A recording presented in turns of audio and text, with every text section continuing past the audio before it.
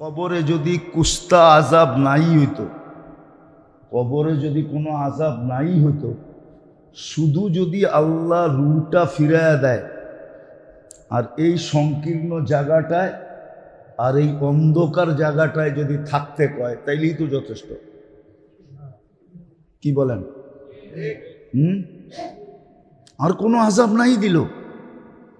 যেমন দাউদ আলাইহিস সালাম বলছিলেন মালাকুল মউতকে দেখা যে কোনো আজাবের দরকার নাই, আপনার চেহারাটাই যথেষ্ট,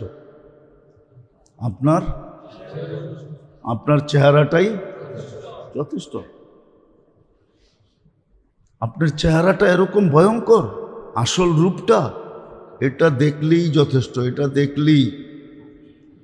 কেননা দাউদ আলাইহিস সালাম নিজেই বেহুশ হয়ে গেছেন, এক নজরের পরে দুই নজর দেখতে পারেন না, বেহুশ হয়ে গেছেন।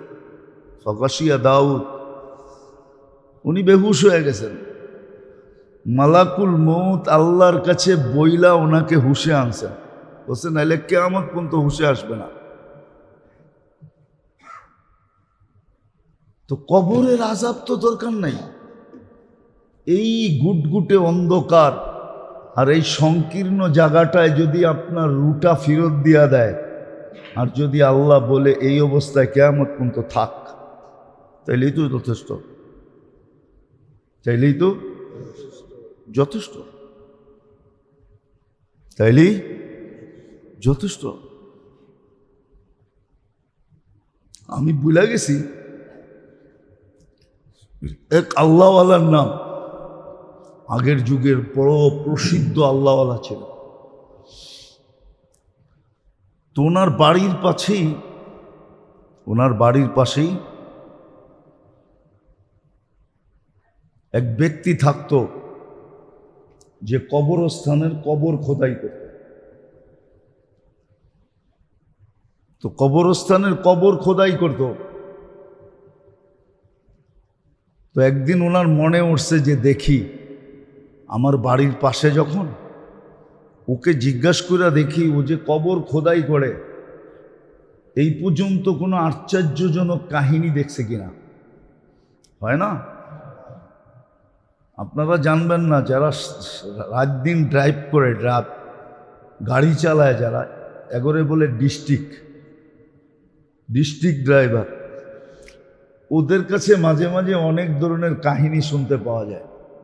ওরা রাত বেড়াত গাড়ি চালায় তো, আর জঙ্গল মঙ্গল ছোট চিপা চাপা সব দিক দিয়ে চালাইতে হয়, ঠিক না? তো ওদের কাছে মাঝে মাঝে কাহিনী শোনা যায়। উনিও বলতেছে আমিও কাহিনী শোনার জন্য ওর কাছে গেলাম, যে ও তো কবর খোদাই করে আর বৎসরের পর বৎসর খোদাই করতেছে, দেখি ওর কাছে কোনো আজীব কাহিনী শুনতে পাওয়া যায় কিনা। একদিন যে জিজ্ঞাসা করছে, ভাই তুই তো কবর খোদাই করিস, তুই এই জীবনে কোনো আশ্চর্য কাহিনী দেখছস গুরুস্থানে? তো বলছে তুমি যদি জিজ্ঞাসা না করতে তাইলে আমার বলার ইচ্ছা ছিল না, কিন্তু তুমি প্রসিদ্ধ আল্লাহওয়ালা, আমাদের সমাজে সবচেয়ে সম্মানিত, শুধু সমাজ না পুরো এলাকায়, তুমি যখন জিজ্ঞাসা করছো তাহলে আমি 3টা কবরের কথা তোমাকে বলবো।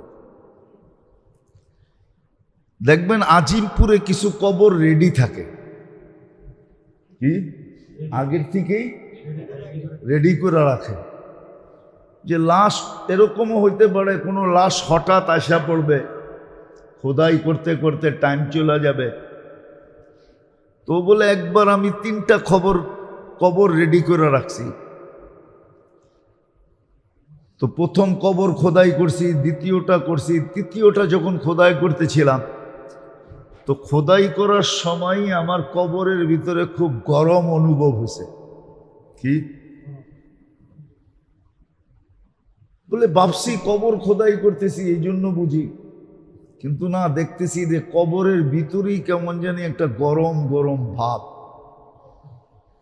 যা কষ্টে মষ্টে আমি কবর রেডি করা ছায়ায় বসাছিলাম, হঠাৎ দেখলাম উপর থেকে 2জন লোক আসলো। উপর থেকে সাদা পোশাক পরিহিত, পাগড়ি পরিহিত, আমি কিন্তু কিস্সা কাহিনীতে তেমন অভ্যস্ত না, আমার বয়ানে তেমন কিস্সা কাহিনী নাই, কিন্তু কিছু কিস্সা কাহিনী খুব কি বিশ্বস্ত দেখা বলতেছি। বলে দেখলাম দুইজন আসলো, প্রথম কবরের কাছে দাঁড়ায় একজন জিজ্ঞাসা করলো কি লিখব, তো বলল যে চতুর্দিকে লেখো, চতুর্দিকে 12 মাইল, চতুর্দিকে 12 মাইল, এদিকেও 12 মাইল, এদিকেও 12 মাইল, এদিকেও 12 মাইল, এদিকেও 12 মাইল। বলে দ্বিতীয় কবরের কাছে আসলো, আচ্ছা বলল কি লিখব, বলে যেই পর্যন্ত চোখের দৃষ্টিশক্তি যায় চতুর্দিকে। বলে ওই তৃতীয় কবরের কাছে আসলো, আচ্ছা বলবো কি লিখব, তো আঙ্গুল দিয়া দেখাইলো 2 আঙ্গুলের মধ্যখানে যতটুকু ফাঁক, এতটুকু জায়গা লেখা, এতটুকু জায়গা।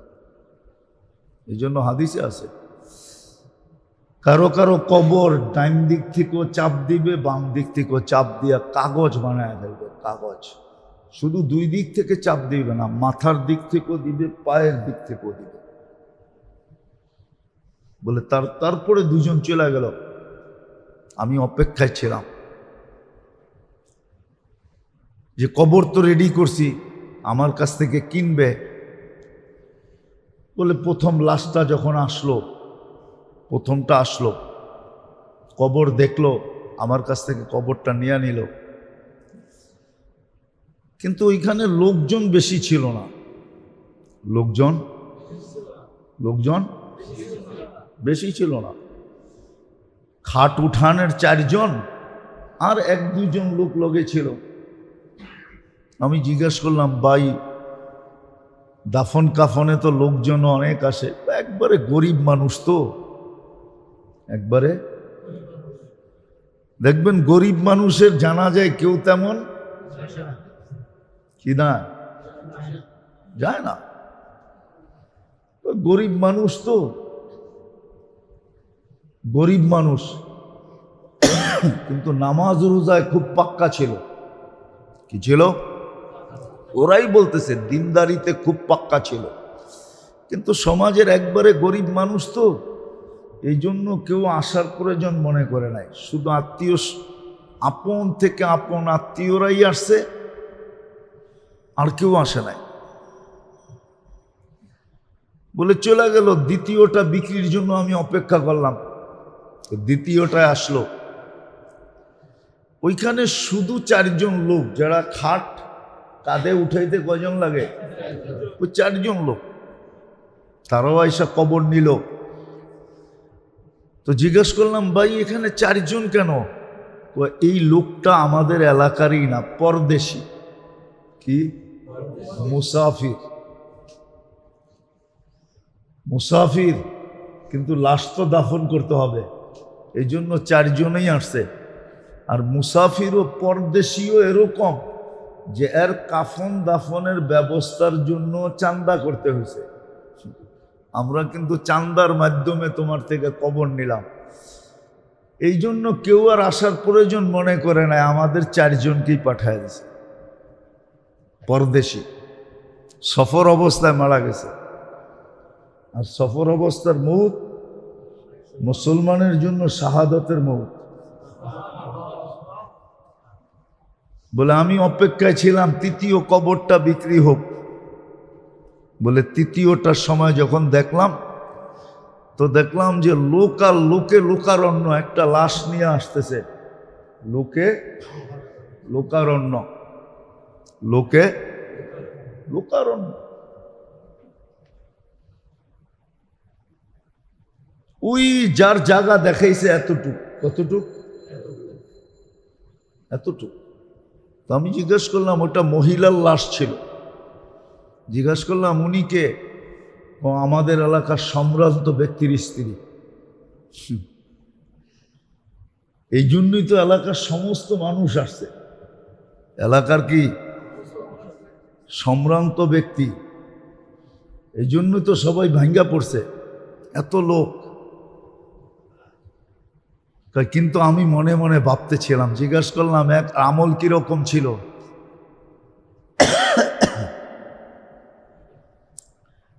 বলল সম্ভ্রান্ত ব্যক্তির স্ত্রী সম্ভ্রান্ত ভাবেই চলতো। কি কি সম্ভ্রান্ত ভাবে চলা বোঝেন না? মনে হয় বোঝেন না। কি কি বোঝেন? যেমন আজকে সম্ভ্রান্তরা চলে এরকমই চলে, ঠিক না? এটাকেই ফ্যাশন মনে করে, এটাকেই কি মনে করে? খোলা মনের মানুষ মনে করে, কালচার, কত শব্দই তো আছে, ঠিক না? তো বলে কবর দিয়ে চলে গেল। তো আল্লাহওয়ালাকে বলতেছিল যে আমার জীবনে এই 3টা কবর আমি আমার স্বচক্ষে দেখছি। সমাজের ছোট পদস্থ মানুষ, ছোট লেভেলের মানুষ, এর গায়ে যদি কোনো দাগ লাগে তো এটা বড় কিছু না। মানুষ এটা বলেই উড়াইয়া দেয়। এরকম মানুষ এরকম কাজ করতেই পারে, এটা কোনো ব্যাপার না। কিন্তু কোনো মর্যাদাবান ব্যক্তি, ব্যক্তিত্ববান ব্যক্তি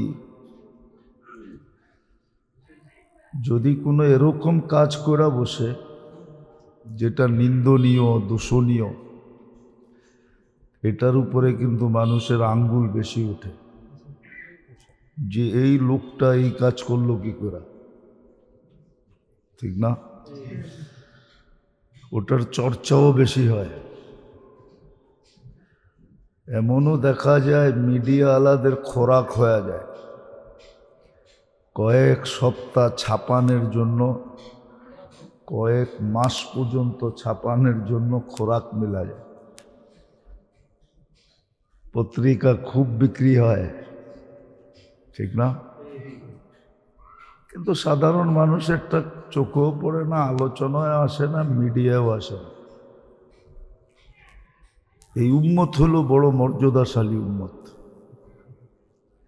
উম্মতে মুহাম্মাদি বড় মর্যাদাশালী উম্মত। যদিও আমাদের মর্যাদা সবাই জানতো, কিন্তু আমরা জানি না। আমাদের মর্যাদা কিন্তু তাওরাত আলারা জানতো। এই জন্য কোরআনে বলে মাসালুহুম ফিত তাওরাত। ইঞ্জিল আলারা জানতো, এই জন্য কোরআনে আছে মাসালুহুম ফিল ইঞ্জিল। জবুর আলারা জানতো। এরকম প্রত্যেক নবী রসুল জানতো, প্রত্যেক উম্মত জানতো, প্রত্যেক উম্মত জানতো আমাদের মর্যাদা। কিন্তু আমরা আমাদের মর্যাদা জানি না। যদিও কোরআনে উল্লেখ আছে, কিন্তু এটা নিয়ে বেশি চর্চা নাই, আলোচনা নাই। যেটা নিয়ে চর্চা না হয়, যেটা নিয়ে আলোচনা না হয়, ওটা আস্তে আস্তে বিলুপ্ত হয়ে যায়। এই জন্য দেখবেন আমাদের সন্তানরা দাদার নাম জানে না। রাগ হয়ে গেলেন? পরদাদার নাম তো আপনারা কেউ জানেন না। জানেন? কয়জন জানেন পরদাদার নাম? ওই একজন জানে, তাও মাদ্রাসায় পড়ে দেখা জানে, এলে এটাও জানতো না। হ্যাঁ, কেন আলোচনা নেই। অথচ উচিত ছিল দাদা, পরদাদা, এর দাদা, এর দাদা, এর দাদা, যতটুকু সম্ভব এটা সুরক্ষিত করা দরকার ছিল। আর এটা কিতাবে আছে, নসব বলে এটাকে, নসব, বংশের ধারা। এটার দ্বারা মানুষের ভিতরে অনেক কিছু তৈরি হয়। কিন্তু আমাদের বংশের দ্বারার কোনো আলোচনা নেই। আগে যাও ছিল, এখন নাই। আগে লেখতো মানুষ, এখন শুধু চৌধুরীটা লেখে, আর কোনোটা লেখে না। কি এখন শুধু যারা চৌধুরী আছে না, ওরা লেখে নামের শেষে চৌধুরী, আর যারা শেখ আছে ওরা নামের আগে শেখ লেখে। দুই তিনটা ছাড়া আর একটাও লেখে না। আগে সব লিখতো, সব আলোচনা হতো। চকিদার বাড়ি, সর্দার বাড়ি, এটি সব লেখা হইতো, কিন্তু এখন লেখে না। তো যেটা বুঝাইতেছিলাম, ভালো মতে বোঝেন, কিন্তু এই উম্মতের মর্যাদা বিরাট বড়। যদিও সমস্ত উম্মত এই উম্মতের মর্যাদা জানত, নবীদের মজলিসে আলোচনা হতো, কোরআন বলে, কোরআন বলে, কোরআন আলোচনা হতো নবীদের মজলিসে এই উম্মতের। কিন্তু এই উম্মত নিজের মর্যাদা জানে না। যদিও কোরআনে লেখা আছে, কেননা এটার চর্চা নাই। চর্চা না থাকলে বিলুপ্ত হয়ে যায়। যেমন বললাম না, দাদার নাম জানে না, কেননা শুধু বাপের নামেরই চর্চা হয়। বাপ কোনোদিন দাদার চর্চা করে না, খালি নিজেরটাই করে। দাদার চর্চা বাপ কোনোদিন সন্তানের সামনে করে না, যে তোর বাবা দাদা কেমন ছিল, বংশ কি ছিল, পড়ালেখা কতটুক ছিল, সৎ কতটুক ছিল, ধার্মিক কতটুক ছিল, এই আলোচনা কেউ করে না। এই জন্য সন্তানরা দাদার নাম জানে না। পরদাদার নাম তো দূরের কথা, পরদাদার নাম তো দূরের কথা, দাদার নামই জানে না। তো এই উম্মত নিজের মর্যাদা জানে না। মেরাজের একটা কারণ এটাও ছিল। এই জন্যই নবীজিকে দেখাইতে নিয়ে গেছেন যে আপনার উম্মতের মর্যাদা যেন ক্ষুণ্ণ না হয়। আমরা বড় মর্যাদা দিছি আপনার উম্মতকে। শুনানো কথা দিয়া বললে, শুনানো কথা যদি আপনি শুনান, তো উম্মতের ভিতরে প্রশ্ন হইতে পারে যে এটা তো শোনা কথা। এই জন্য আল্লাহ দেখাইতে নিয়ে গেছেন যে বন্ধু আপনি দেইখা যান, তারপরে বলেন। শোনা কথার চেয়ে দেখা কথার গুরুত্ব 1000 কোটি গুণ বেশি।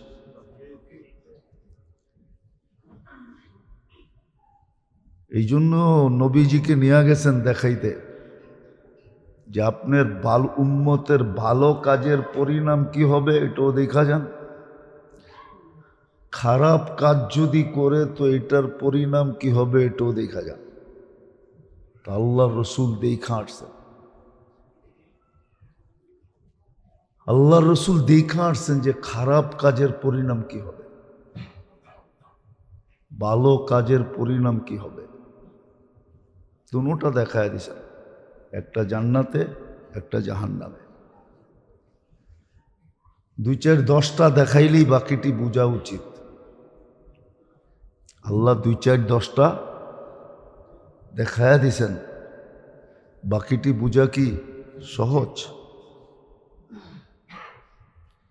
এই জন্য আল্লাহ রসুলকে আল্লাহ নিয়ে গেছেন মেরাজে, যে আপনার উম্মতের মর্যাদা যেন ক্ষুণ্ণ না হয়।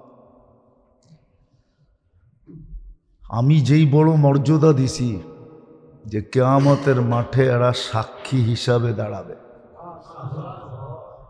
শুহাদা আলান নাস, সমস্ত উম্মতের উপরে আমি আপনার উম্মতকে সাক্ষী হিসাবে গ্রহণ করব।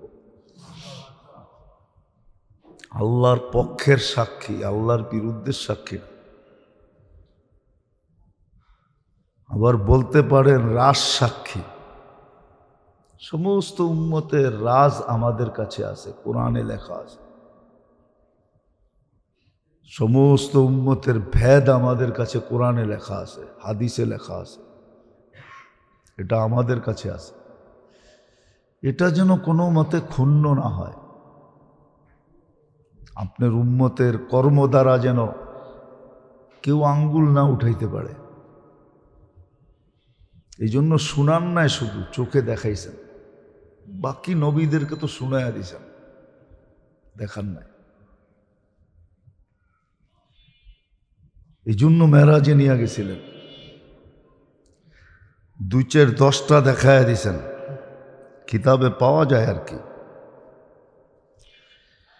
যে মানুষ যে সৎকা করে, খয়রাত করে, জেহাদ করে, নেক আমল করে, ওটার একটা দৃষ্টান্ত এখানে দেখাইছেন। যে কিছু লোক ফসল লাগাইতে দেরি, ফসল পরিপূর্ণ হয়ে যেতে দেরি হয় না, আবার ওটা কাটতে দেরি, ওটার জায়গায় আবার নতুন করে হইতে দেরি হয় না। তা আল্লাহ রসুল জিজ্ঞাসা করছে, এটা কি? এটা কি?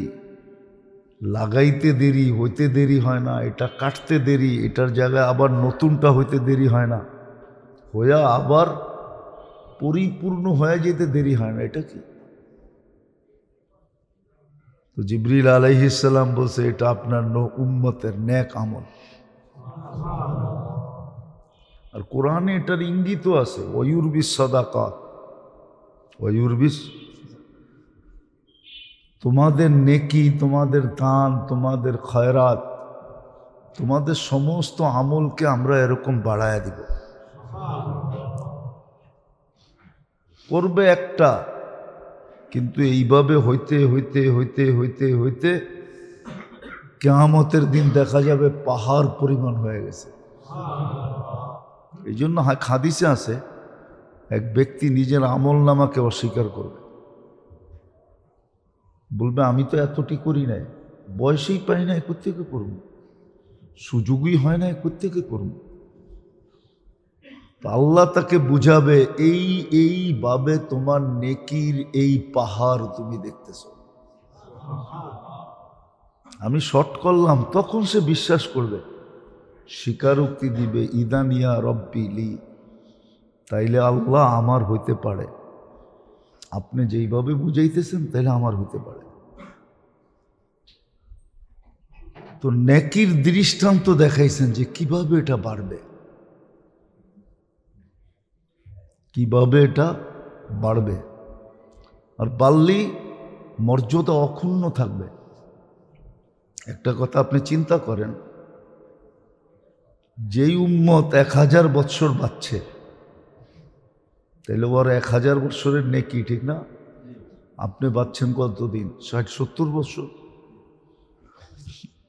তুলনামূলক আপনার নেকি কম না? কি? কিন্তু আরেক দিকে দেখলে তো আরো বেশি, আমাদের নেকি সবচেয়ে বেশি। এই দিকে দেখলে আমাদের নেকি অনেক বেশি। কেননা ওই উম্মতকে 1-এর বদলা 1 দিছেন, কত? আর আমাদেরকে 1-এর বদলায় কমসে কম 10 দিছেন, আর বেশির থেকে বেশি হিসাব ছাড়া।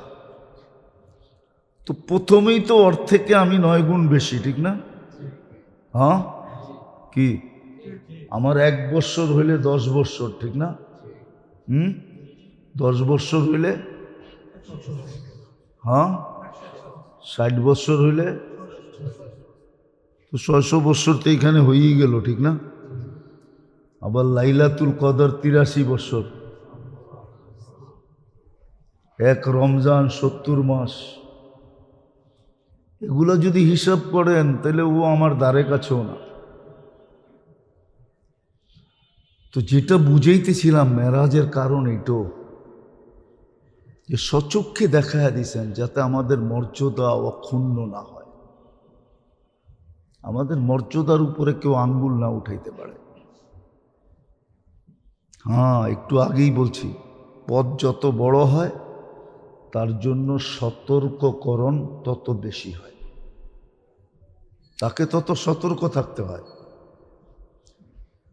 আর ছোট মোটো হইলে তত দূর গেলে পিউনের চাকরি যাইব, তাতে কি আসে যায়, ঠিক না?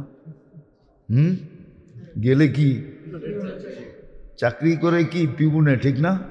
ওর আবার বয় কিসের, গেলে পিউনের চাকরি যাইব, অথবা চাকরি করে সিকিউরিটি গার্ডের। তো কি কয়, আরে দূর সিকিউরিটি গার্ডের চাকরি যাইব, এটা তো তেমন বড় কিছু না, ঠিক না? ওরা এত সতর্ককরণ নাই, ওরা তো ভয় পাইতে হয় না, আর পায়ও না। এই জন্যই উম্মতের মর্যাদা অনেক বড়। আল্লাহ চোখে দেখায় আমাদেরকে সতর্ক করছেন যে তোমাদের মর্যাদায় যেন আঙ্গুল না ওঠে, ক্ষুণ্ণ না হয়, দাগ না লাগে। এই জন্য আল্লাহর রসুলকে নিয়ে সব দেখাইছেন, দুনো সাইড দেখাইছেন, জান্নাতও দেখাইছেন, জাহান্নামও দেখাইছেন। তো এরকম একটা বললাম, আরো আছে, আরো দেখাইছেন যে দুনিয়াতে যারা ব্যভিচারে লিপ্ত হয় তাদের কি হবে, এটাও দেখাইছেন। এটারও একটা দৃষ্টান্ত আল্লাহ রসুলকে চোখের সামনে দেখাইছেন।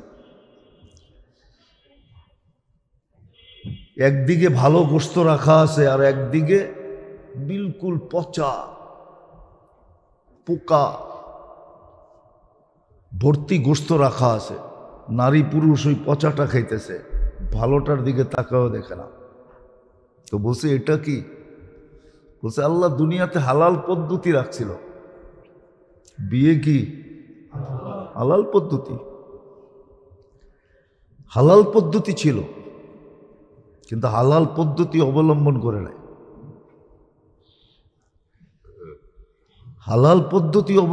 করে নাই, আফসোস, এটা তো বিজাতিদের চাল ছিল, মুসলমান অন্যের জালে ফাঁসা গেছে। কিন্তু মুসলমানকে অন্যের জালে ফাঁসা উচিত ছিল না। বিয়া যত সহজ হয়, জিনা তত দুর্লভ হয়, জিনা বিলুপ্ত হয়ে যেতে থাকে। আর বিয়ে যখন কঠিন হয়, তখন জিনা সস্তা হইতে থাকে।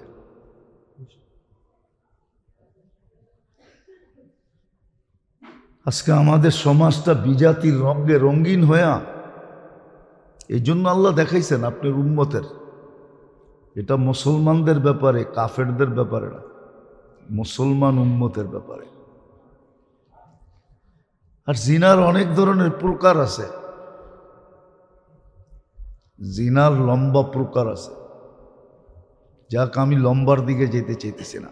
বলছে আপনার উম্মতের দৃষ্টান্ত, হালাল পন্থাকে ছেড়া হারাম পন্থার দিকে এরা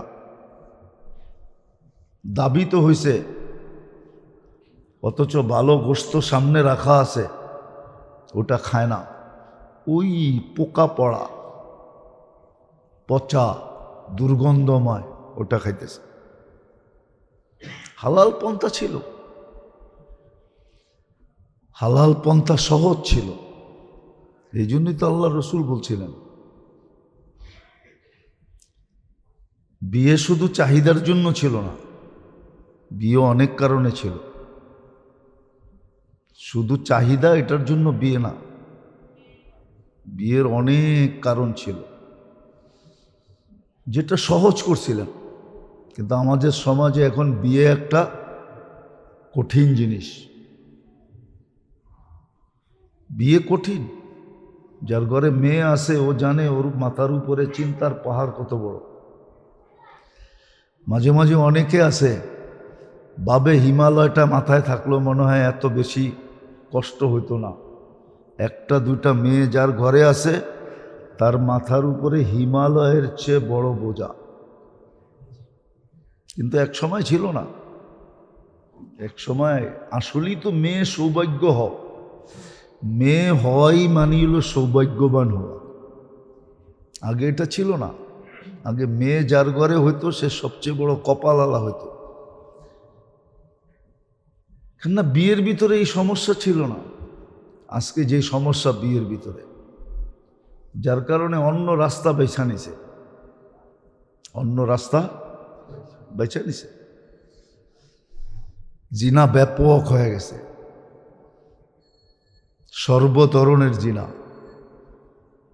শুধু বাস্তব জিনা না, জিনার প্রকার আছে, সবগুলাই ব্যাপক এখন। যেই সমাজে হওয়ার কথা ছিল না, মুসলমান সমাজে, মুসলমান এটার থেকে দূরে থাকা উচিত ছিল, হাজারো লক্ষ মাইল দূরে। আর মুসলমান যদি দূরে থাকতো তাহলে সারা দুনিয়া মুসলমানের দিকে আকৃষ্ট হতো।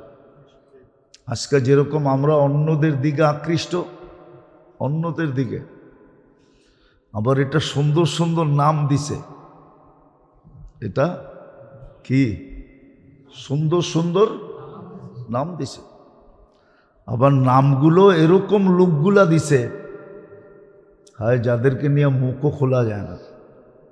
সমাজের বড় বড় শিক্ষিত, বড় বড় সমাজের কর্ণধার, বড় বড় বুদ্ধিজীবী, এরা বিভিন্ন নাম দিছে। নাম দিয়া হায় হায় নারী পুরুষকে এক কইরা দিছে, নারী পুরুষকে এক কইরা দিছে, নারী পুরুষকে এক কইরা দিছে। আপনাকে একটা যুক্তি দিতেছি আমি, আবার যুক্তিও তো দেওয়া যায় না। এই সমাজে তো যুক্তি দিতে গেলেও ভুল, বিভিন্ন নাম পড়া যায়। যেমন আহমদ শফি সাহেব রহমতুল্লাহ আলাইহির নাম পড়া গেছিল, উনি একটা উদাহরণ দিয়ে বুঝাইতে চেয়েছিলেন, কিন্তু ওনার নাম দিয়া দিছিল কি জানেন না? মিডিয়ালারা ওনার নাম দিয়ে দিছে, কিন্তু কাল কিয়ামতের দিন দেখা যাবে আহমদ শফি কই, মিডিয়ালা কই। আহমদ শফির জীবন কাটছে হাদিস পড়াইতে পড়াইতে, কোরআন হাদিস পড়াইতে পড়াইতে জীবন কাটছে। ইনশাআল্লাহ মিডিয়ালারা নাম দিছে না, আমার সমাজ নাম দিছে না, যারাই নাম দিছে, অ্যাসেম্বলিতে দাঁড়ায়া যারা নাম দিছে, কাল কিয়ামতের দিন দেখমু ওদের নাম কি হয়। ওটাও দেখার একটা সুযোগ হবে ইনশাআল্লাহ। কথা আবার অন্যদিকে চলে যাবে। জান্নাতীদের বিনোদনের সবচেয়ে বড় কি জিনিস জানেন? নেয়ামত তো আছে আছেই, বিনোদনের সবচেয়ে বড় কি জিনিস জানেন? জানেন? ঘুমাইলে করতে জানবেন। বিনোদনের সবচেয়ে বড় জিনিস কি জান্নাতীদের জানেন? বিনোদন, বিনোদন যেটা নিয়ে বিনোদন করবে।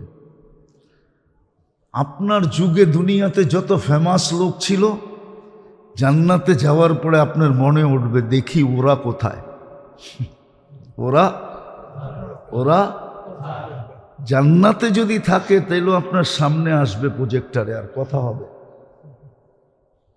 আর যদি দোজগে থাকে তাইলে তো কোনো কথাই নেই, দিনের পরে দিন ওরে নিয়ে কেটে যাবে।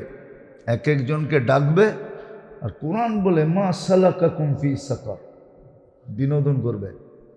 এইখানে কেমনে আসলেন? পেপার পত্রিকায় তো খুব দেখতাম আপনারে, মিডিয়ায় তো খুব চর্চা হইতো আপনার, ভাবভঙ্গি তো খুব দেখাইতেন, সব কইতো আপনার কারণে তো পুরো এলাকা কাঁপতো।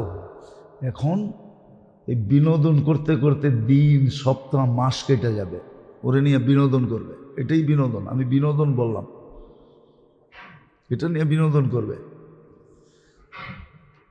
তো ও বলতে বাধ্য হবে কেন ওইখানে গেল, মা সালাকাকুম ফি সাকার, কোরআনে আছে, ও জবাব দিবে। এই কারণে আসছি। সর্বশেষ ও একটা অনুরোধ করবে, আন আফিদু আলাইনা মিনাল মা, একটু পানি দাও, এত কথা তো কইলাম, এত কিছু তো করলা, একটু পানি দাও। তো জান্নাতি জবাব দিবে কদ হাররামাল্লাহু আলাইকুম, পানি তো দূরের কথা, কাটাও দেওয়া যাবে না, আল্লাহ হারাম করে দিছে। তো জান্নাতের সবচেয়ে বড় বিনোদন হইল এটা, সবচেয়ে বড় বিনোদন এটা, বিনোদন বিনোদন হবে। হ্যাঁ, প্রজেক্টর লাগানো থাকবে। হাদিসে আছে দরজা, ইন্না ফিল জান্নাতি লাবাবান, একটা দরজা থাকবে জাহান্নামের দিকে, যেটা দিয়ে টাইকা টাইকা বিনোদন করবে। যেটা আমি বুঝাইতেছিলাম যে আল্লাহর রসুলকে জান্নাত মেরাজে নিয়ে যাওয়ার কারণ এটাও ছিল যে বাস্তব জিনিসটা যেন চোখে দেখা আসে। যার দ্বারা আল্লাহ রসুলের মর্যাদা, ১৬ লক্ষ নবীদের ভিতরে কারো নামের শেষে নাই নবিউল মুশাহেদা, চোখে দেখা নবী এই শব্দটা কারো জন্য নাই, কিন্তু আমাদের নবীজির জন্য আছে নবিউল মুশাহেদা বলা হয়। উনি সচক্ষে সব দেখা আসছেন। তো যারা ব্যভিচারে লিপ্ত, যদি তওবা না করলো দুনিয়াতে, আজকে তো তওবা করবে দূরের কথা, এটাকে ফ্যাশন মনে করা হয়। কি ফ্যাশন মনে করা হয়? তো যেই উদাহরণটা আমি দিতেছিলাম, বলেন চুম্বুকের কাছে যদি লোহা থাকে তো সেটা আকর্ষিত হবে না হবে না? তো নারীর সামনে তো পুরুষ চুম্বুক, সে কি নারীকে আকর্ষণ করবে না? আবার পুরুষের সামনে নারী তো কি চুম্বুক, তো সে কি পুরুষকে আকর্ষিত করবে না? না করবে না? আর যদি না করে তাহলে বোঝা যাইতে হবে আপনার ভিতরে পার্স নাই। আপনার ভিতরে কি নাই? কি নাই? না, রাগ হয়েন না আমার কথা, এটা যুক্তিসঙ্গত। তাহলে বোঝা যাবে আপনার ভিতরে কি নাই। ওই সার্কিটটা নাই আপনার ভিতরে, ওই আইসিটা নাই, ওই ওই ওই পার্সটা আপনার ভিতরে নাই। তাহলে বোঝা গেল ওইটার পার্স আপনার ভিতরে নাই। কি নাই? ওই পার্স আপনার ভিতরে নাই। অথচ এটার নামই দেওয়া হয় সভ্যতা, আধুনিকতা, কত শব্দ যে বানাইছে আল্লাহ জানে। অথচ ইসলাম যেটাকে নিষেধ করছেন, বানানেওয়ালা কারিগর নিষেধ করতেছেন। কারিগর, কারিগর বোঝেন? কারিগরকে, এটার কারিগরকে, এটার ডিজাইনারকে, এটার সেটিং করছে কে? এটা সবই তো আল্লাহ, ঠিক না? উনি নিষেধ করতেছে। আরে আপনি বিরোধিতা করে বলতেছেন ওরা আধুনিকতা বোঝে না। আপনি আধুনিকতা বোঝেন, ঠিক না? ওরা বোঝে না, কথা বোঝে নাই, আপনি বুঝছেন। এটা যেরকম দেখা আসছেন আরও আছে, আমি ২-৪টা আপনাকে দেখাইতেছি। আরেকটা দেখাইছেন যারা আমানতের ভিতরে খেয়ানত করে। আমানতের ভিতরে খেয়ানত করে, যেরকম এই যুগে আমরা সবাই আমানতের ভিতরে খেয়ানতকারী।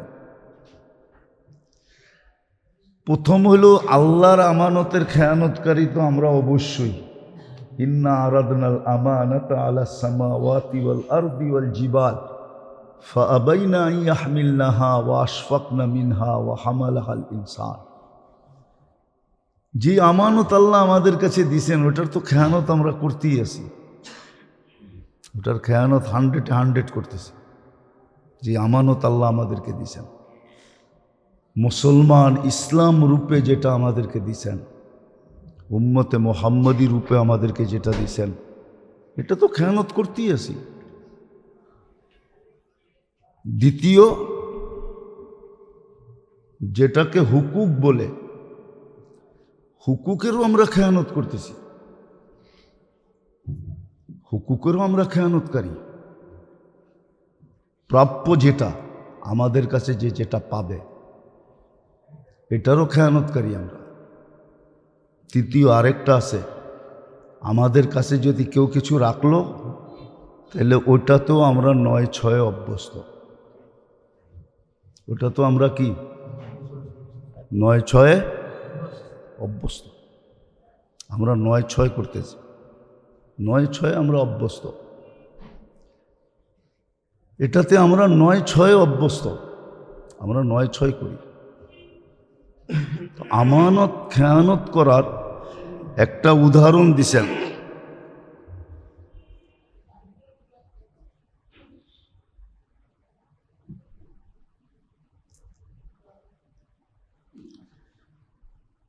যে সে একটা বিরাট বড় বোঝা উঠাইতে চাইতেছে কিন্তু উঠাইতে পারে না, কিন্তু ফেরেশতারা তাকে উঠাইতে বাধ্য করতেছে।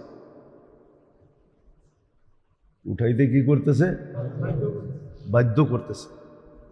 যেটা সে উঠাইতে বাধ্য করা হয় তাকে। আবার সে মাথার থেকে নামায়া দেয়, আবার ফেরেশতা তাকে বাধ্য করে মাথার উপরে উঠাইতে। এইভাবেই চলতে থাকে। তো জিজ্ঞাসা করছে এটা কি? তো বলছে যারা আমানতের ভিতরে খেয়ানত করছে তাদের দোজখের ভিতরে এরকমই শাস্তি দেওয়া হবে। এটা আপনার উম্মতের দৃষ্টান্ত। এরকম আরো অনেক, শুধু এরকম একটা না দুটা না, একটা না দুটা না, অনেক। যেমন হালাল ছেড়া যারা হারাম বক্ষণ করে, যারা দুনিয়াতে সুদ খায়, ঘুষ খায়, এদের দৃষ্টান্ত। যারা এতিমের মাল খায়া ফেলে, আর এটা আমাদের সমাজে এখন ব্যাপক, এতিমের মাল খায়া ফেলা। আবার এটার ভিতরে আরেকটা অন্তর্ভুক্ত আছে, শক্তিশালী দুর্বলেরটা খায়া ফেলে। শক্তিশালী দুর্বলেরটা খায়া ফেলে, দুর্বলেরটা শক্তিশালী দুর্বলেরটা খায়া ফেলে। এটার পরিধিটা অনেক লম্বা, বললে আমার সমাজ মানতেও পারবে না, আবার বললে আমাদেরও বিপদ হইতে পারে। আমাদেরও বিপদ হইতে পারে, হ্যাঁ হইও যেতে পারে। এই জন্য বলাও যায় না, খুইলা বলা যায় না। শক্তিশালীরা দুর্বলেরটা কি করে বলে? খায়া ফেলে। নাইলে সবজি এলার থেকে ডেলি 100 টাকা নেওয়া, এটা কোন যুক্তিতে? ও কি ওই রাস্তার জায়গার মালিক? ও যে বারাটিয়া বানায় নিল যে তুই আমার বারাটিয়া, ডেলি 100 টাকা দিবি, কেন? এটা আমার এলাকা। মনে হয় বোঝেন নাই, বুঝছেন? এতিমের মাল খাওয়ার ভিতরে এটাও আছে, সবলরা দুর্বলের মাল খায়া ফেলায় না, নিজের মনে করে, ওনার অধিকার মনে করে। অধিকার, এটা আমাদের অধিকার, আমাদের অধিকার।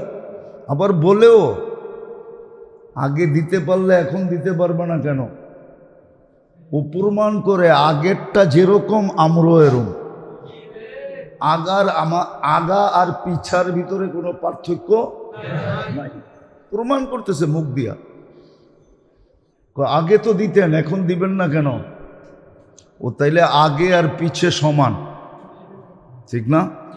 রাগ হয়ে যান না, কেউ বুঝতে চেষ্টা করেন, কাজে দিবে। আর নাইলে কিন্তু কালকে পস্তাইতে হবে।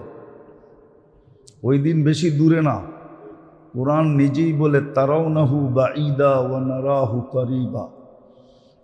তোমরা ভাবতেছো দিনটা অনেক দূরে, দিনটা বিলকুল কাছে।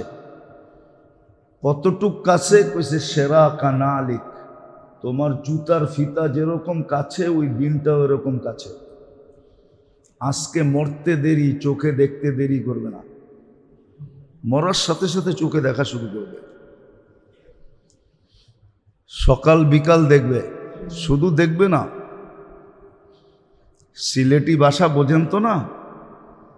তো সিলেটের এক লোক বলতেছিল, কবরে যদি কুস্তা আজাব নাই হইতো, কবরে যদি কোনো আজাব নাই হতো, শুধু যদি আল্লাহ রুটা ফিরাইয়া দেয় আর এই সংকীর্ণ জায়গাটায় আর এই অন্ধকার জায়গাটায় যদি থাকতে কয়, তাইলেই তো যথেষ্ট।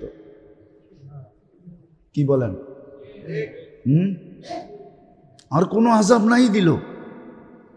যেমন দাউদ আলাইহিস সালাম বলছিলেন মালাকুল মউতকে দেখা যে কোনো আজাবের দরকার নাই, আপনার চেহারাটাই যথেষ্ট, আপনার চেহারাটাই যথেষ্ট। আপনার চেহারাটা এরকম ভয়ঙ্কর, আসল রূপটা এটা দেখলেই যথেষ্ট, এটা দেখলেই। কেননা দাউদ আলাইহিস সালাম নিজেই বেহুশ হয়ে গেছেন, এক নজরের পরে দুই নজর দেখতে পারেন না, বেহুশ হয়ে গেছেন। ফকাশিয়া দাউদ, উনি বেহুশ হয়ে গেছেন। মালাকুল মউত আল্লাহর কাছে বইলা ওনাকে হুশে আনছেন, বলছেন নাইলে কিয়ামত পর্যন্ত হুশে আসবে না। তো কবরের আযাব তো দরকার নাই।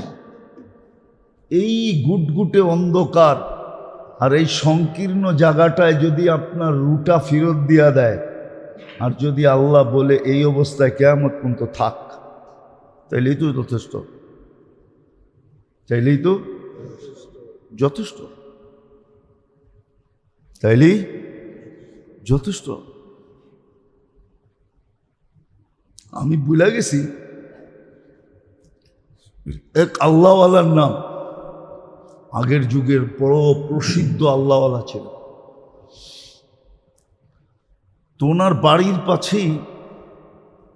বাড়ির পাশেই এক ব্যক্তি থাকতো যে কবরস্থানের কবর খোদাই করত। তো কবরস্থানের কবর খোদাই করত।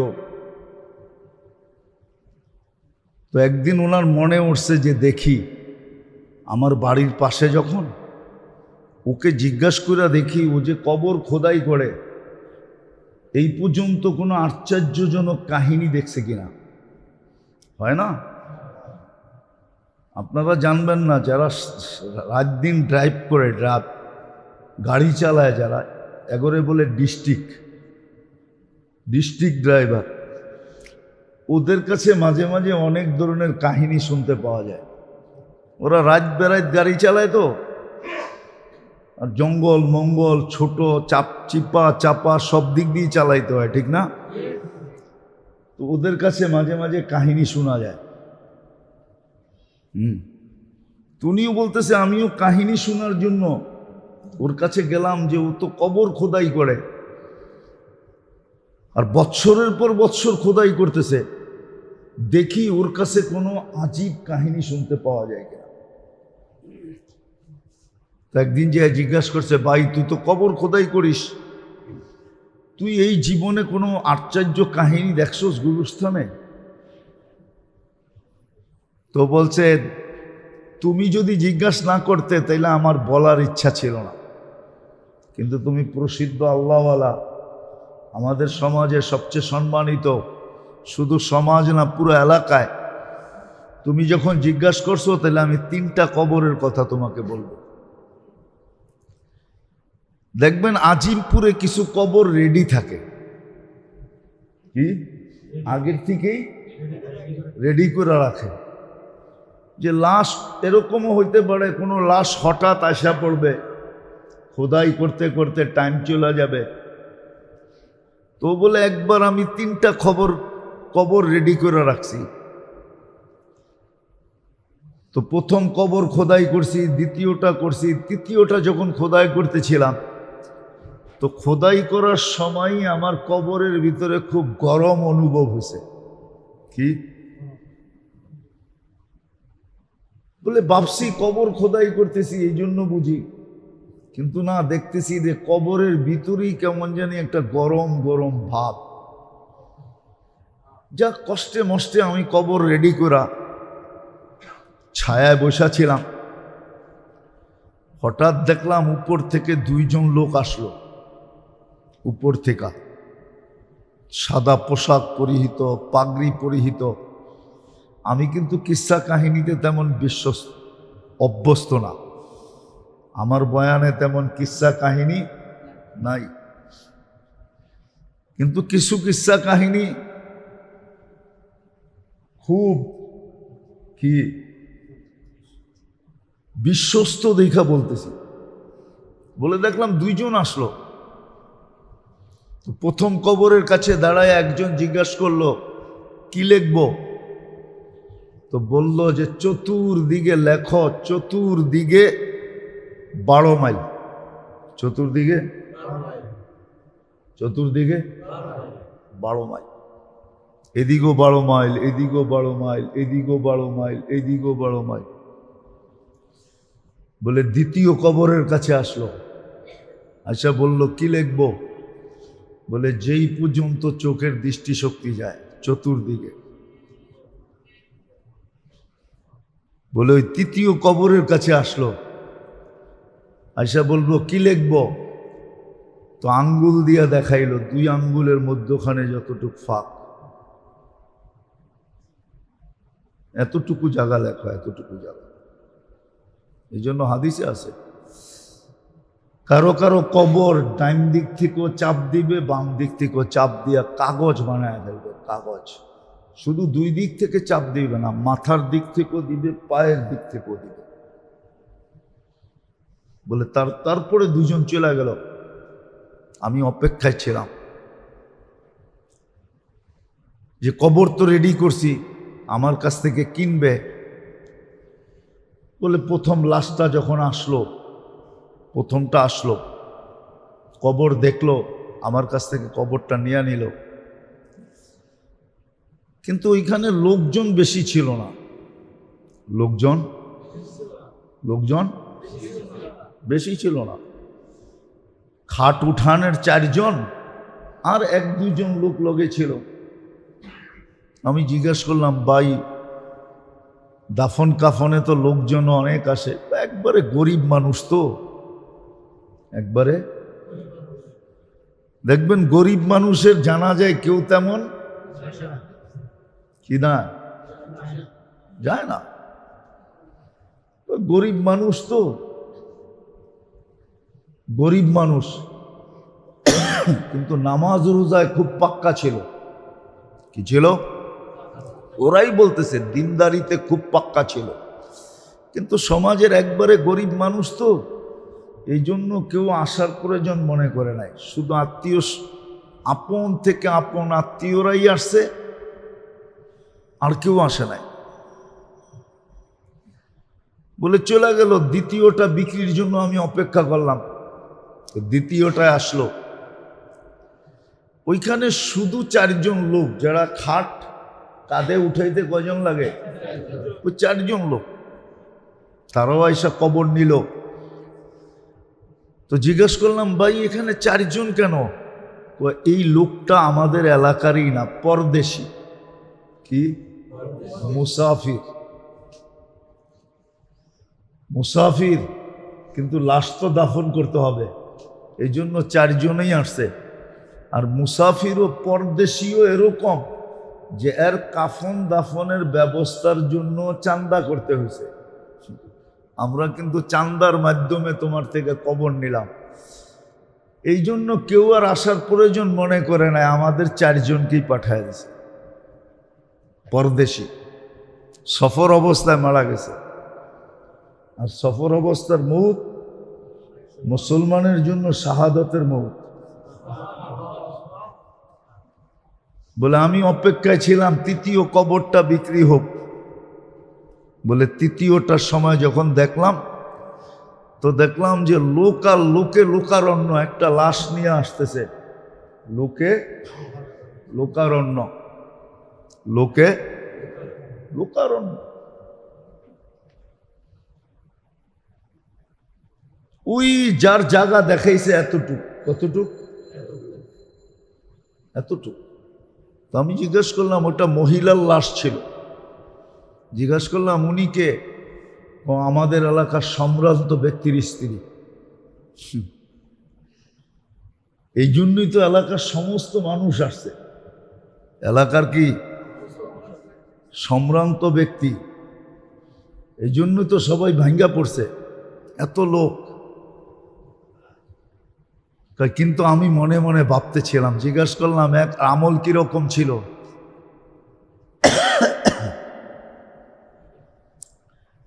বলল সম্ভ্রান্ত ব্যক্তির স্ত্রী সম্ভ্রান্ত ভাবেই চলতো।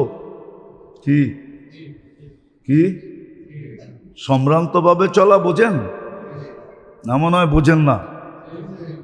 কি কি বোঝেন? যেমন আজকে সম্ভ্রান্তরা চলে এরকমই চলে, ঠিক না? এটাকেই ফ্যাশন মনে করে, এটাকেই কি মনে করে? খোলা মনের মানুষ মনে করে, কালচার, কত শব্দই তো আছে, ঠিক না? তো বলে কবর দিয়ে চলে গেল। তো আল্লাহওয়ালাকে বলতেছিল যে আমার জীবনে এই 3টা কবর আমি আমার স্বচক্ষে দেখছি।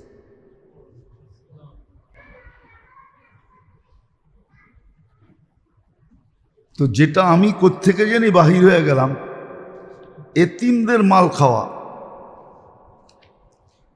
এরকম গীবত করা, এরকম শরাব যারা পান করে তাদের, এরকম যারা গান বাদ্যে অভ্যস্ত, এদেরটাও দেখাইছেন। যারা এটাও দেখাইছেন যারা মানুষকে অহেতুক হত্যা করে, কারণ ছাড়া অনর্থক হত্যা করে। এটাও দেখাইছেন মা বাবার নাফরমানি করলে কি হয়। তো এরকম 100টা আল্লাহর রসুলকে দেখাইছে। আর দেখানোর কারণ এটাই ছিল যে আপনার উম্মতকে আমি যেই মর্যাদা দিছি, এদেরকে যা বললেন মর্যাদা যেন অক্ষুণ্ণ থাকে, এটার ভিতরে যেন দাগ না লাগে, কেউ যেন আঙ্গুল না উঠাইতে পারে, এরা যেন মোটা মোটা, যেমন আমি আগেও বলছি এখনো বলতেছি, যদিও রজব শেষ হয়ে গেছে, আল্লাহ কিন্তু এই উম্মতকে 4 মাস গুনাহ না করতে বলছিলেন। কোরআন বলে ফালা তাযলিমু ফীহিন্না আনফুসাকুম, 4 মাস আল্লাহ এই উম্মতকে গুনাহ না করতে বলছিলেন। রজব, জিকাদা, জিলহজ্জা, মুহররম, এই 4 মাস। আরবি মাসের নামই তো জানে না, তো আবার গুনার থেকে বাঁচবো কেমনে? যেটা জানার দরকার ছিল ওটা জানে না। মুসলমানের জানার দরকার ছিল আরবি মাস, আরবি মাস জানে না, জানে ইংরাজি মাস। যেটার লেগা জান দিল ওটাও জানে না। কি বাংলার লেগা জান দেন নাই? কইতে পারবেন বাংলা 12 মাসের নাম? কয়জন কইতে পারবেন বলেন তো দেখি? রাগ হয়ে গেলেন? বাংলাদেশে বাংলায় কয়টা মাস? 30, কয়টা 31 বলতে পারবেন? বাংলায় 29, 28 কোনো মাস নাই। বাংলায় সমস্ত মাস 30 নাইলে 31 বলতে পারবেন? কয়টা কয়টা জানতো দিলেন বাংলার লেগা। আইতে তো আছে, মাঘ চলতেছে, ফাল্গুন, চৈত্র, তারপরেই বৈশাখ আসবে। পয়লা বৈশাখ তো খুব পান্তা ইলিশ খাবেন। কিন্তু রাগ হয়েন না, কিন্তু পারবেন কেউ যে কয় মাস 30, কয় মাস 31 বলতে? আমাদের যুবকরা তো বাংলা মাসের নামই জানে না। কি কোনো যুবক দাঁড়ায় বলুক 12 মাসের নাম? কয়জনে জানে? হাত উঠাক এখানে যে আমি বাংলা মাসের নাম। আপনি না যুবক, আমাদের যে ইয়াং যুবকরা আছে যারা স্কুল কলেজে পড়ে, ওরা বাংলা মাসের নাম জানে কিনা? বাংলা মাসের নাম জানে কিনা? কয় মাসে কয় ঋতু হয় এটা বলতে পারবে কিনা? ঋতু কয়টা? হ্যাঁ, কোন কোন মাসে কোন ঋতু হয় এটা বলতে পারবে? হ্যাঁ, আমার তো মনে হয় বড় বড় প্রফেসররাও পারবে না। কেননা ওরা তো সারাদিন ইংরাজিতে কথা বলে। কি কি জান দিছে বাংলার লেগা, কথা কয় ইংরাজিতে। হ্যাঁ কি তাহলে ভাষা দিবসটা বাদ দিয়ে দিলেই হয়। অ্যাসেম্বলিতে দাঁড়ায় দেখবেন ইংরাজিতে কথা বলে,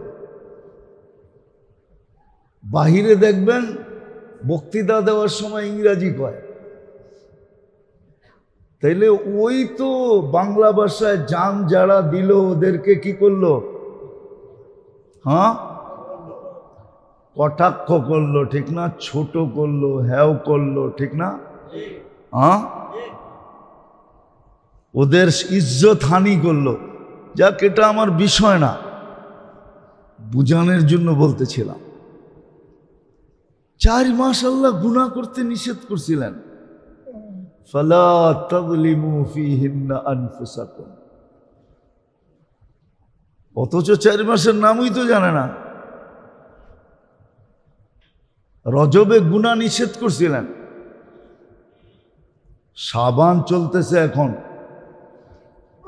শাবান। নবীজি নিজে বলছেন শাবান আমার মাস, রমজান আল্লাহর মাস। আল্লাহর রসুল শাবানে রোজা রাখতেন এত বেশি যে রমজানের সাথে মিলাইয়া দিতেন। শাবান ছিল রমজানের পূর্ব প্রস্তুতি, প্রস্তুতি স্বরূপ হলো শাবান মাস। রমজানের জন্য প্রস্তুতি, পূর্ব প্রস্তুতি শাবান। হ্যাঁ, শাবান মাস এই জন্য ছিল যে রমজান মাসে যেন কোনো দুনিয়াবি কাজের জন্য কোনো মুসলমানকে 1 মিনিট সময় না দিতে হয়। সেজন্য শাবানে সব গুছায়া নেয়, শাবানে সব গুছায়া নেয়। রমজান মাসে যেন পুরা সে ফারেক হয়ে যায় এবাদতের জন্য। এটা এবাদতের মাস, বন্দেগীর মাস, কামানের মাস, আখেরাতের কামাইয়ের মাস ছিল রমজান। জানি না আল্লাহ নসিবে রাখছে কিনা, পৌঁছতে পারবো কিনা। রমজান কামারি মাস ছিল, আখেরাত কামারি মাস। এই মাসে সব কিছু ক্লোজিং করার মাস ছিল, ক্লোজিং বন্ধ করার মাস, ব্যবসা বাণিজ্য সব। শুধু নিত্য প্রয়োজনীয় জিনিস। এই জন্য আফ্রিকার বহু দেশ আছে ফজরের পরের থেকে হাট বাজার শুরু হয়। কি কিছু দেশ না, আফ্রিকার অধিকাংশ দেশে দোকানপাট, অফিস, আদালত সব ফজরের পরে খোলে আসর পর্যন্ত। আসর হইতে দেরি, সব বন্ধ হইতে দেরি করে না। শুধু গভীর রাত পর্যন্ত 2টা জিনিস খোলা থাকে, একটা হলো খাওয়ার আইটেম আর একটা হলো ওষুধ। এই 2টা খোলা থাকবে, আর কিচ্ছু খোলা পাবেন না। ওষুধ আইটেম খোলা পাবেন, খাওয়ার দোকান খোলা পাবেন, বাকি রাস্তাঘাট দেখবেন ফাঁকা আর ফাঁকা। আসর হইতে সব বন্ধ। ফজর পড়া দেখবেন সব খুলে গেছে। কিন্তু এটা মুসলমানদের নীতি হওয়া উচিত ছিল, কিন্তু এটা নীতি হয়ে গেছে অন্যদের। ঠিক শাবান ছিল রমজানের প্রস্তুতির মাস, ক্লোজিং মাস। রমজানের জন্য সব ক্লোজ করে দিবে। হ্যাঁ, নিত্য প্রয়োজনীয় যে জিনিস আছে ওটা রমজান মাসে করবে, কিন্তু ওটার ভিতরে একটা শর্ত লাগায়া করবে। ওটা মুয়াসাত হিসাবে করবে, সহযোগিতা হিসাবে, সহমর্মিতা হিসাবে, সহমর্মিতা দেখানোর জন্য করবে। আর এটাও কিছু দেশে আছে, যেই দামে কিনা ওই দামে বেচা। এর আগেও মনে হয় আমি বলছিলাম, আফ্রিকার অনেক দেশে আছে, গরিব গরিব দেশ, রমজান মাসে যেই দামে কিনে ওই দামে বেচে, 1 টাকাও লাভ নেয় না। জিজ্ঞাসা করলে কয় সহমর্মিতা, মুয়াসাত বলে আরবিতে, সহযোগিতামূলক। এই জন্য আমরা বিক্রি করি, আর কোনো লাভ নেই না, কোনো লাভ নেয় না। যেই দামে কিনা ওই দামে বিক্রি। তো ও যখন সহমর্মিতা দেখায়, সহযোগিতা দেখায়, তো ক্রেতাও বলে তোর জান্নাতের দরকার আছে, আমারও তো দরকার আছে। তুই তো যেই দামে কিনলি ওই দামে বেচা জান্নাত বানায় নিলি, নিজেকে জাহান্নাম থেকে মুক্ত করে নিলি, আমি কি দিয়ে করব? তো সে তাকে সহযোগিতামূলক হাদিয়া দেয়। কি দেয়? কি দেয়? 1 টাকার জিনিসে দেখা যায় 4 আনা হাদিয়া দেয়, 8 আনা হাদিয়া দেয়।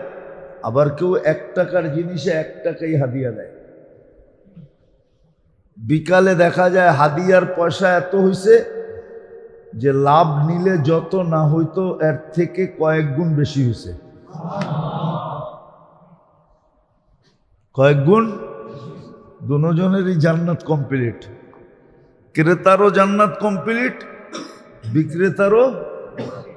আমাদের দেশে তো এরকম হবে না, কেননা এরকম যদি হয় তো দেখা যাবে আপনি সারা বৎসরেরটা কিনা নিয়ে ফ্রিজে রাইখা দিয়েছেন, ঠিক না? কি? হ্যাঁ, নাহলে ঘরে গোডাউন বানায় ফেলছেন, ঠিক না? হ্যাঁ, আমাদের দেশে তো এই সমস্যাটাও আছে, কিন্তু ওই দেশে এই সমস্যা নাই।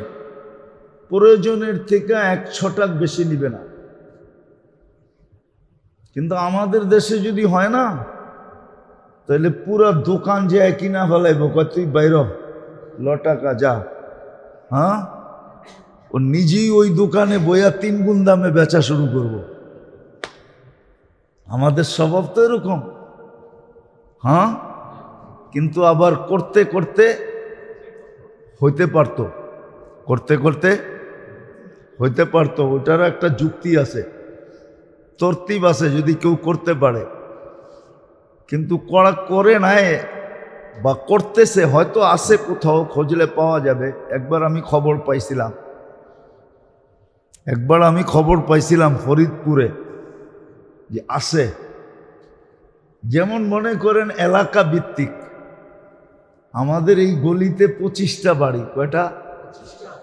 এই 25টা বাড়িওয়ালারা মিলা করছে রমজানের জন্য যে আমাদের যত জিনিস লাগবে দৈনন্দিনের আমরা শ্যামবাজারতে কিনা আনবো, যেই দামে কিনা আনবো ওই দামেই প্রত্যেক বাড়িতে সাপ্লাই দিব, আমাদেরকে লিস্টি দিয়া দিবে। তাইলে এটা সম্ভব। সোসাইটির ভিতরে যদি কেউ তৈরি হয়ে যায়, একটা গ্রুপ তৈরি হয়, জামাত তৈরি হয়, যে আমাদের এখানে দৈনন্দিন যাটা লাগবে ওটা আমরাই কিনবো, আর যার যতটুক লাগবে অতটুকুই কিনবো, ডেলি আমরা আনবো, আর সবার বাড়িতে নিজ ইচ্ছায় সাপ্লাই দিব। এটা করলে সম্ভব, এটা করলে সম্ভব। নাহলে আমাদের দেশে যেরকম আছে ওরকমই থেকে যাবে। তো যেটা বলতেছিলাম, মেরাজে নিয়ে যাওয়ার কারণ এটাও ছিল যে এই উম্মতকে বুঝানো তোমরা বড় সম্মানিত।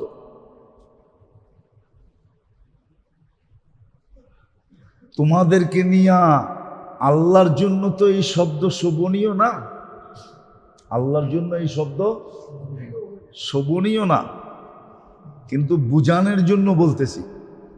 যে আল্লাহ বলে, বাংলার একটা শব্দ বলতেছি যে আমি সমস্ত উম্মতের ভিতরে তোমাদেরকে নিয়ে বড় গলা করছি, বড় গলা।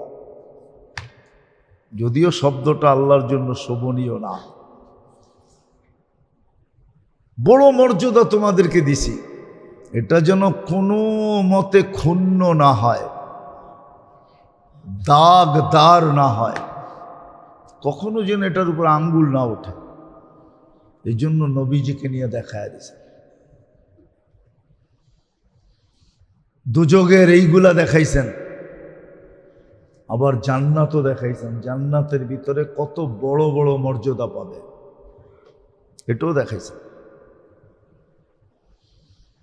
স্বামী স্ত্রী মিলা কিন্তু জান্নাতের পরিধি হবে কমসে কম এই দুনিয়ার 20 গুণ সমান। কয় গুণ? 2,80,000 মাইল। কেননা স্বামী 10 গুণ, স্ত্রী 10 গুণ, মিলা কত?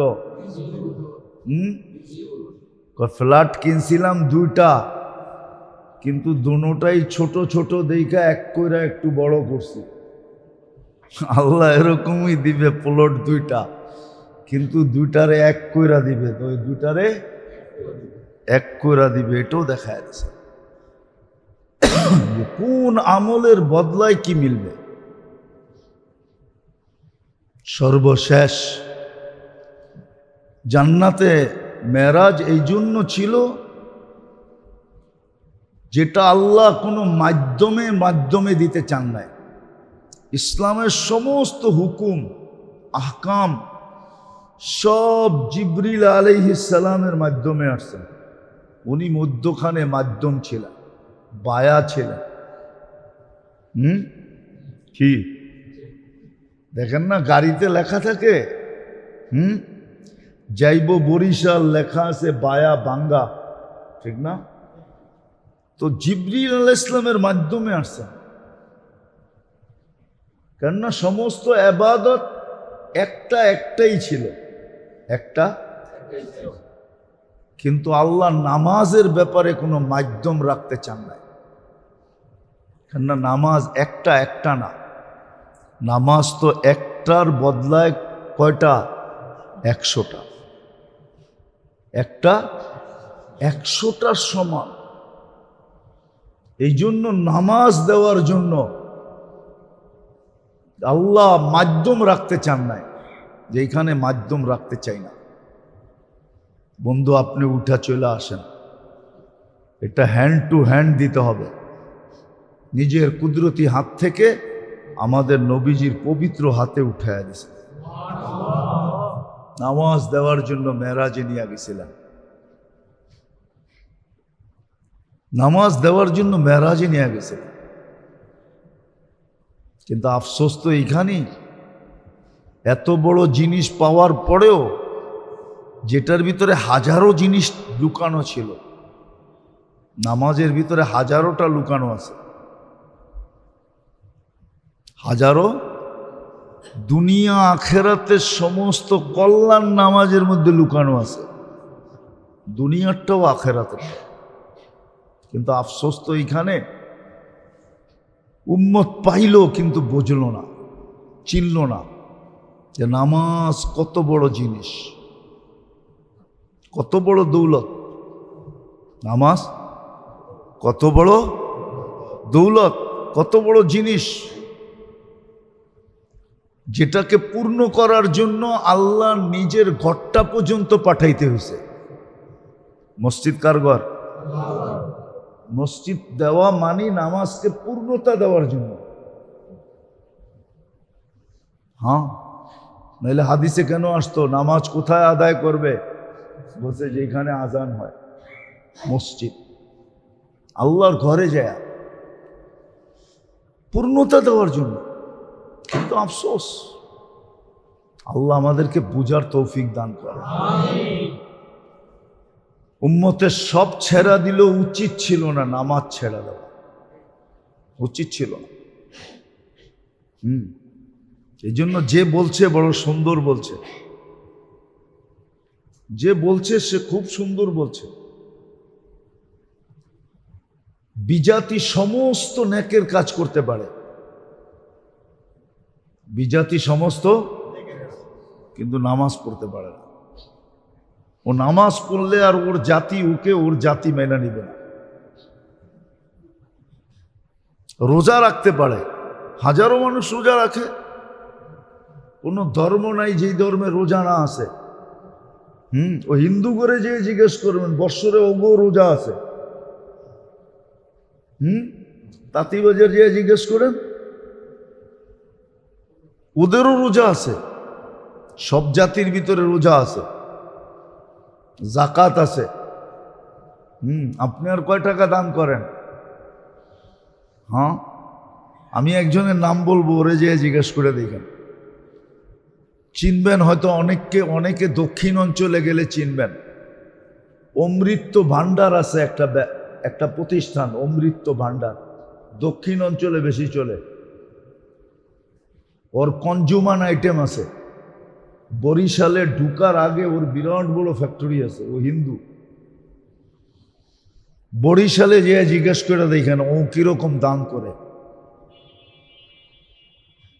কিরকম দান দক্ষিণা করে যে জিজ্ঞেস করে দেখেন। ও হিসাব কইরা কইরা দান করে, হিসাব কইরা কইরা, হিসাব কইরা দান করে। আপনি তো 2.5% দিতে চান না, ঠিক না? কয় পার্সেন্ট? আপনারা জানেন বুদ্ধিস্টরা কয় পার্সেন্ট মালের জাকাত দেয়? বুদ্ধিস্ট চিনেন? বৌদ্ধ যা মালয়েশিয়ায় জিজ্ঞেস করে দেখেন। আমি জিজ্ঞেস করে বলতেছি আপনাদেরকে, না যাই না, মুখস্থ বলতেছি না। মালয়েশিয়া যে জিজ্ঞেস করে দেখেন। হ্যাঁ, বৌদ্ধরা বৌদ্ধ জাতির সহযোগিতা করার জন্য প্রত্যেক ধনী বৌদ্ধ 10% জমা দিতে হয়, 10% মালের। আপনি তো 2.5% দিতে চান না। তো সমস্ত নেক কাম করতে পারে, কিন্তু নামাজ, উম্মত যদি একটা কাজ শুরু করত, নামাজ। আল্লাহ আমাদেরকে বুঝার তৌফিক দান। আমিন। ওমা আলাইনা ইল্লাল বালাগ।